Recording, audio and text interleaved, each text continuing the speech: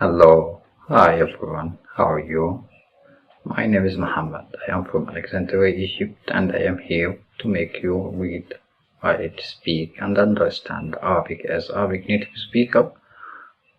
We together will break the language into pieces and then learn it bit by bit so you don't get overwhelmed. السلام عليكم. أنا محمد وأنا من مصر أتحدث أصل اللغة العربية. أنا هنا لأسألك تتحدث اللغة العربية بطلاقة وطريقة سهلة تتعلمها بسلاسة وطريقة ممتعة.